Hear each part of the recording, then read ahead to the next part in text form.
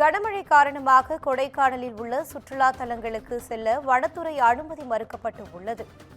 Pillar rock, Guna குகை போன்ற இடங்களில் சுற்றுலா பயணிகள் செல்ல தடை விதிக்கப்பட்டு உள்ளது.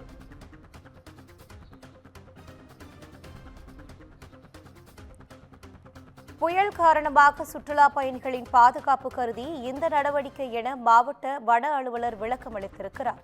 தற்போது கிடைத்துள்ள அண்மை செய்தியாக பார்த்து வருகிறோம். இது குறித்தான கூடுதல் தகவலோடு இணைகிறார் எமது செய்தியாளர் சிபி. வணக்கம் சிபி, தகவல்களை பகிரலாம். வணக்கம் நியால். திண்டுக்கல் மாவட்டம் கொடைக்கானல் மலைப்பகுதியில் டிட்வா புயல் காரணமாக நேற்று நள்ளிரவு முதல் தற்போது வரை மிதமான மற்றும் கனமழையானது பெய்து வருகிறது.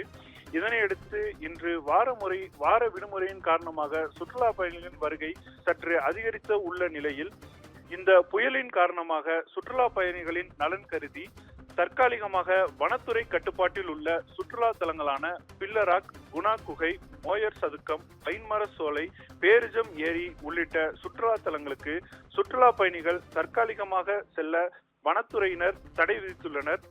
இதன் காரணமாக வார விடுமுறையினால் கொடைக்கானலுக்கு குவிந்த சுற்றுலா பயணிகள் ஏமாற்றம் அடைந்துள்ளனர் என்பது குறிப்பிடத்தக்கது.